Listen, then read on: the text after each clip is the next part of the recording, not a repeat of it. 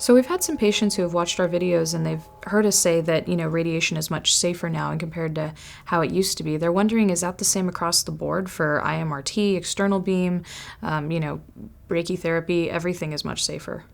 The beam radiation technology has been immensely enhanced in the last 10, 15 years.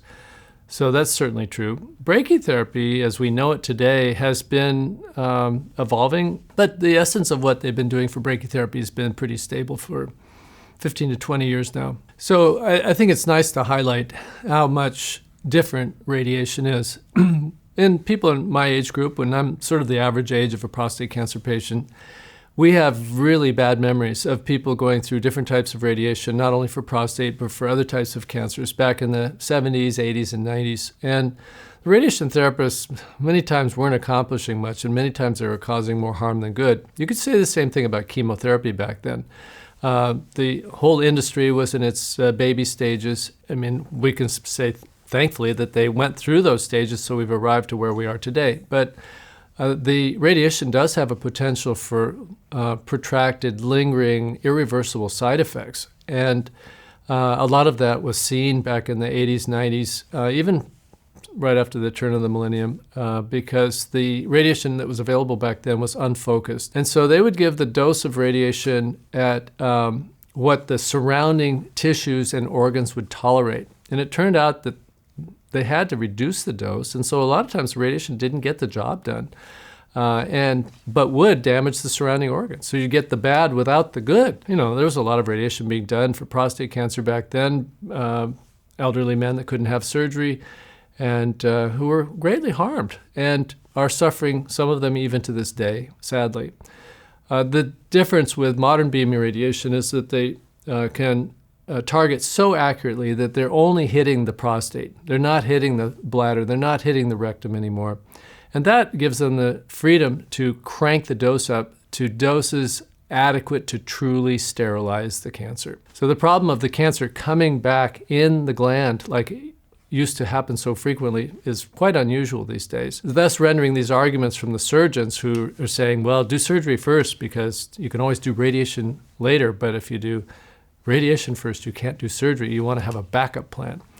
That was actually a sensible argument 20 years ago when the radiation was so terrible. But it doesn't have much meaning in today's marketplace because most people that have modern radiation will be cured by the radiation. They won't need a backup plan. To tell the truth, you wouldn't want to do surgery under any circumstances. There's a lot of other better backup plans if one is needed in that rare situation.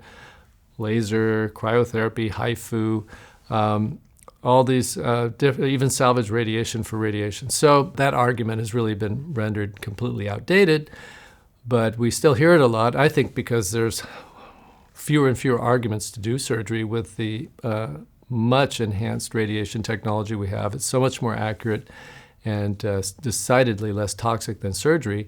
Awareness needs to be raised about how different modern radiation is from what we had 10 years ago. So in regards to side effects, I know that one thing patients have been concerned about is the concept of possibly side effects showing up a year or 2 years later when it comes to radiation. So even though radiation, the accuracy has improved, are there things that they can do to mitigate the radiation side effects, 2 years out? And how do they watch for that? And is there any sort of monitoring that they should do in the meantime? Radiation side effects that people are talking about are the damaged surrounding organs, like the rectum and the bladder. So with the modern methodologies or with brachytherapy, and we've been doing brachytherapy for over 20 years, if you don't radiate the bladder and the rectum, there is no delayed effect on the bladder and the rectum.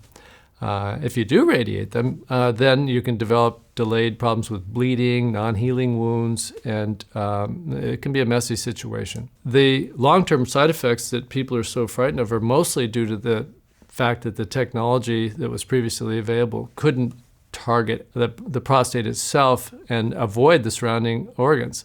The prostate itself is quite forgiving. You give large amounts of radiation, and the men don't need their prostate, and so no great harm is caused. The urethra, the sensitive passageway that goes through the prostate from the bladder out the penis for the urine to pass out, is subject to damage with radiation. Doctors are very careful to try and reduce dose to the urethra when they radiate the prostate. But that would be the one area where you would be concerned about long-term side effects. And my experience with modern types of radiation is that maybe 2 to 3% of men can develop delayed problems with irritation, bleeding. I haven't seen the issues of scarring, so-called stricture, that I think that modern radiation therapists are getting good at keeping dose off the urethra. But in theory, that is possible, where scarring and even blockage of the urethra can occur. This occurs, of course, with surgery in a couple percentage points of patients that undergo surgery. And in theory, it can happen with radiation as well. It's thankfully very rare, at least when you're very selective about the radiation therapist that you pick to have do your treatment. When it comes to urinary constriction, is there any sort of treatments that'll be effective in opening up the passageway again? Well, there's symptoms, irritation, and there are medications for that. And you wait, and slowly over time it can improve. But surgical strictures are very tricky, and patients that are facing that rare but serious complication probably need to search out one of the top surgeons in the world, because if they're trying to correct it surgically, it is possible that in the process of healing that a new scar will form, and that you get on this merry-go-round of operating and then having the scar tissue come back. And so there are certain centers of excellence that specialize in trying to correct this, and it is correctable with surgery, but it's a very difficult operation. Hey everybody, it's me and our dog, the PCRI mascot, Sir Hunter. You can go ahead and check out his Instagram, and go ahead and subscribe to our YouTube channel. We come out with new prostate cancer videos every week.